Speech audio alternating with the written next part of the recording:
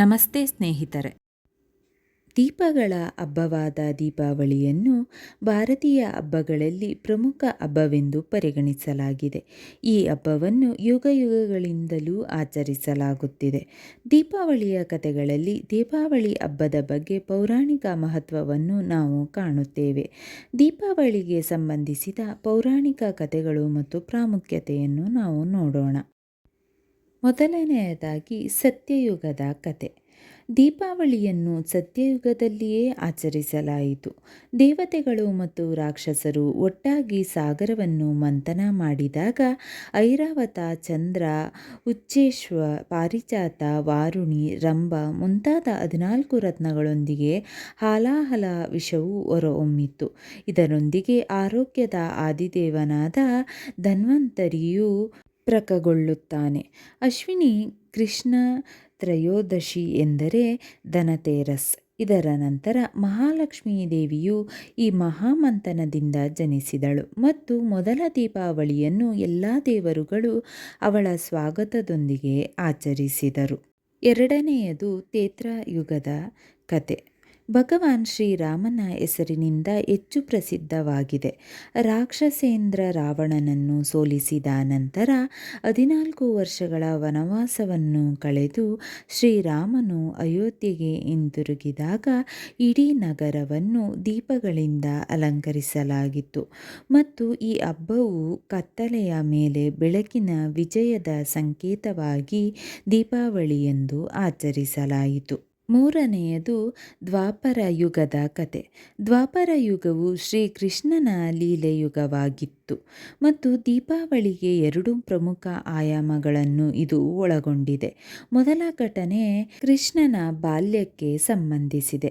ಇಂದ್ರ ಪೂಜೆಯನ್ನು ವಿರೋಧಿಸುವ ಮೂಲಕ ಗೋವರ್ಧನ ಪೂಜೆಯ ಕ್ರಾಂತಿಕಾರಿ ನಿರ್ಧಾರವನ್ನು ಅನುಷ್ಠಾನಗೊಳಿಸಿದ ಶ್ರೀಕೃಷ್ಣನು ಸ್ಥಳೀಯ ಪ್ರಾಕೃತಿಕ ಸಂಪತ್ತಿನ ಕಡೆಗೆ ಸಾಮಾಜಿಕ ಪ್ರಜ್ಞೆಯನ್ನು ಮೂಡಿಸಿದನು ಮತ್ತು ಅನ್ನಕೂಟದ ಸಂಪ್ರದಾಯವು ಗೋವರ್ಧನ ಪೂಜೆಯ ರೂಪದಲ್ಲಿ ರೂಪುಗೊಂಡಿತು. ಕ್ಯೂಟ್ ಎಂದರೆ ಪರ್ವತ, ಅನ್ನಕೂಟ ಎಂದರೆ ಬೆಟ್ಟದಂಥ ಆಹಾರ ಪದಾರ್ಥಗಳ ರಾಶಿ. ಹೇಗಿದ್ದರೂ ಕೃಷ್ಣ ಬಲರಾಮ ಕೃಷಿಯ ದೇವರು ನಡೆಸಿಕೊಂಡು ಬಂದ ಅನ್ನಕೂಟ ಸಂಪ್ರದಾಯ ಇಂದಿಗೂ ದೀಪಾವಳಿ ಹಬ್ಬದ ಭಾಗವಾಗಿದೆ. ಈ ಹಬ್ಬವನ್ನು ಸಾಮಾನ್ಯವಾಗಿ ದೀಪಾವಳಿಯ 2ನೇ ದಿನದಂದು ಅಂದರೆ ಪ್ರತಿಭಾದಂದು ಆಚರಿಸಲಾಗುತ್ತದೆ. ನಾಲ್ಕನೆಯದು ದ್ವಾಪರ ಯುಗದ ಕತೆ ಭಾಗ 2. ಎರಡನೇ ಘಟನೆ ಕೃಷ್ಣನ ಮದುವೆಗೆ ಸಂಬಂಧಿಸಿದೆ. ನರಕಾಸುರನೆಂಬ ರಾಕ್ಷಸನನ್ನು ಕೊಂದು ಅವನ ಪ್ರೀತಿಯ ಸತ್ಯಭಾಮೆಗಾಗಿ ಪಾರಿಜಾತ ವೃಕ್ಷವನ್ನು ತಂದ ಘಟನೆಯು ದೀಪೋತ್ಸವದ ಒಂದು ದಿನದ ಹಿಂದಿನ ರೂಪ ಚತುರ್ದಶಿಯೊಂದಿಗೆ ಸಂಬಂಧಿಸಿದೆ. ಅದಕ್ಕಾಗಿಯೇ ಇದನ್ನು ನರಕ ಚತುರ್ದಶಿ ಎಂದು ಕರೆಯುತ್ತಾರೆ. ಐದನೆಯದು ಕಲಿಯುಗದ ಕತೆ. ಪ್ರಸ್ತುತ ಕಲಿಯುಗವು ದೀಪಾವಳಿಯನ್ನು ಸ್ವಾಮಿ ರಾಮತೀರ್ಥ ಮತ್ತು ಸ್ವಾಮಿ ದಯಾನಂದರ ನಿರ್ವಾಣದೊಂದಿಗೆ ಸಂಪರ್ಕಿಸುತ್ತದೆ. ತ್ರಿಶಲಾನಂದನ್ ಮಹಾವೀರ್ ಅವರು ತಮ್ಮ ಸ್ವಯಂ ಅಜ್ಞಾನದ ಅತ್ಯುನ್ನತ ಬೆಳಕನ್ನು ಪೂರೈಸಲು ಈ ಉತ್ಸವವನ್ನು ಆರಿಸಿಕೊಂಡರು. ಅವರನ್ನು ಭಾರತೀಯ ಜ್ಞಾನ ಮತ್ತು ಬುದ್ಧಿವಂತಿಕೆಯ ಪ್ರಜ್ವಲಿಸುವ ಅಮರದೀಪ ಎಂದು ನೆನಪಿಸಿಕೊಳ್ಳುತ್ತಾರೆ. ಅವರ ದಿವ್ಯವಾದ ಸೆಳವು ಪ್ರೀತಿ, ಅಹಿಂಸೆ ಮತ್ತು ಸಂಯಮದ ಅದ್ಭುತ ಮಾದರಿಯಾಗಿ ಇಂದಿಗೂ ಜಗತ್ತನ್ನು ಬೆಳಗಿಸಿದೆ. ದೀಪೋತ್ಸವದ ವಿವರಣೆ ಪ್ರಾಚೀನ ಗ್ರಂಥಗಳಲ್ಲಿ ಕಂಡುಬರುತ್ತದೆ. ದೀಪಾವಳಿಗೆ ಸಂಬಂಧಿಸಿದ ಇಂತಹ ಹಲವು ಸಂಗತಿಗಳು ಇತಿಹಾಸದ ಪುಟಗಳಲ್ಲಿ ವಿಶೇಷ ಸ್ಥಾನವನ್ನು ಪಡೆದಿವೆ. ಹಾಗಾಗಿ ಈ ಹಬ್ಬಕ್ಕೆ ತನ್ನದೇ ಆದ ಐತಿಹಾಸಿಕ ಮಹತ್ವವೂ ಇದೆ. ಧರ್ಮದ ದೃಷ್ಟಿಯಿಂದ ದೀಪಾವಳಿ ಹಬ್ಬಕ್ಕೆ ಐತಿಹಾಸಿಕ ಮಹತ್ವವಿದೆ. ಭಗವಾನ್ ಶ್ರೀ ವಿಷ್ಣುವು 3 ಲೋಕಗಳನ್ನು 3 ಹಂತಗಳಲ್ಲಿ ಅಳೆದನು ಮತ್ತು ಬಲಿರಾಜನ ದಾನದಿಂದ ಪ್ರಭಾವಿತನಾಗಿ ಅವನಿಗೆ ಪಾತಾಳವನ್ನು ನೀಡುತ್ತಾನೆ ಮತ್ತು ಭೂಮಿಯ ಜನರು ಅವನ ನೆನಪಿಗಾಗಿ ಪ್ರತಿ ವರ್ಷ ದೀಪಾವಳಿಯನ್ನು ಆಚರಿಸಲಿ ಎನ್ನುವ ವರವನ್ನು ಭಗವಾನ್ ವಿಷ್ಣು ಬಲಿಚಕ್ರವರ್ತಿಗೆ ನೀಡಿದನು. ತ್ರೇತಾಯುಗದಲ್ಲಿ ರಾವಣನನ್ನು ಸಂಹರಿಸಿ ಶ್ರೀರಾಮನು ಅಯೋಧ್ಯೆಗೆ ಹಿಂದಿರುಗಿದಾಗ ಅವನ ಆಗಮನದ ಮೇಲೆ ದೀಪವನ್ನು ಬೆಳಗಿಸಿ ಸ್ವಾಗತಿಸಲಾಯಿತು. ಶ್ರೀಕೃಷ್ಣನು ದೀಪಾವಳಿಯ ಇಂದಿನ ದಿನವಾದ ಕಾರ್ತಿಕ ಚತುರ್ದಶಿಯಂದು ನರಕಾಸುರನನ್ನು ಸಂಹರಿಸಿದನು. ಈ ಸಂತೋಷದಲ್ಲಿ ಗೋಕುಲ ನಿವಾಸಿಗಳು ಮರುದಿನ ಅಮಾವಾಸ್ಯೆಯಂದು ದೀಪವನ್ನು ಬೆಳಗಿಸಿ ಆಚರಿಸಿದರು. ಜೈನ ಧರ್ಮದ 24ನೇ ತೀರ್ಥಂಕರವರಾದ ಮಹಾವೀರ ಸ್ವಾಮಿಗಳು ಕೂಡ ದೀಪಾವಳಿಯ ದಿನದಂದು ಬಿಹಾರದ ಪಾವಪುರಿಯಲ್ಲಿ ತಮ್ಮ ದೇಹವನ್ನು ತ್ಯಜಿಸಿದರು. ದೀಪಾವಳಿಯ ದಿನದಂದು ಅಮೃತಸರದ ಗೋಲ್ಡನ್ ಟೆಂಪಲ್ ನಿರ್ಮಾಣವು ಪ್ರಾರಂಭವಾಯಿತು. ಮಹಾಕಾಳಿ ದೇವಿಯು ರಾಕ್ಷಸರನ್ನು ಕೊಲ್ಲಲು ಉಗ್ರರೂಪವನ್ನು ಧರಿಸಿ ರಾಕ್ಷಸರನ್ನು ಸಂಹರಿಸಿದಳು. ಸಂಹಾರದ ನಂತರವೂ ಅವಳ ಕೋಪ ಕಡಿಮೆಯಾಗಲಿಲ್ಲ. ನಂತರ ಭೋಲೆನಾಥನು ಅವಳ ಪಾದದ ಮೇಲೆ ಮಲಗಿದನು ಮತ್ತು ಮಹಾಕಾಳಿ ದೇವಿಯು ಕೋಪವು ಶಿವನ ದೇಹದ ಸ್ಪರ್ಶದಿಂದ ಕೊನೆಗೊಂಡಿತು. ಆದ್ದರಿಂದ ಇದರ ನೆನಪಿಗಾಗಿ ಶಾಂತರೂಪದಲ್ಲಿರುವ ಲಕ್ಷ್ಮಿಯ ಪೂಜೆ ಪ್ರಾರಂಭವಾಯಿತು.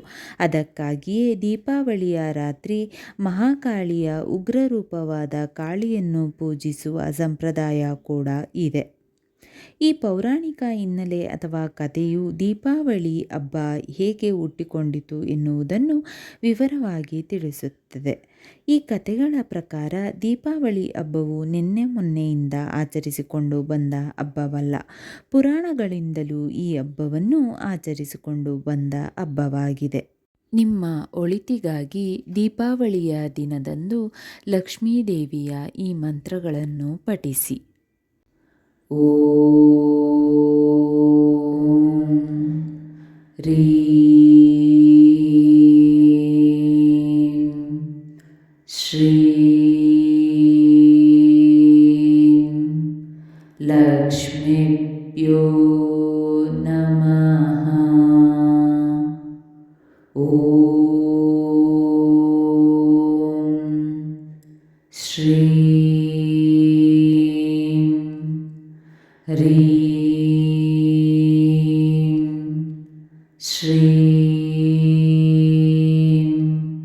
ಕಮಲೇ ಕಮಲಾಯೇ ಪ್ರಸೀದ್ ಪ್ರಸೀದ್.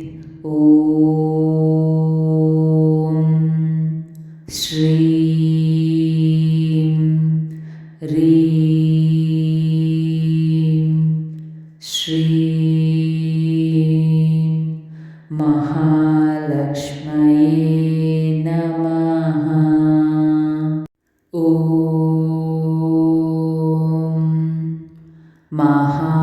ಮಹಾಲಕ್ಷ್ಮಯೇ ಚ ವಿದ್ಮಹೇ ವಿಷ್ಣುಪತ್ನೇ ಚ ಧೀಮಹಿ ತನ್ನೋ ಲಕ್ಷ್ಮೀ ಪ್ರಚೋದಯಾತ್.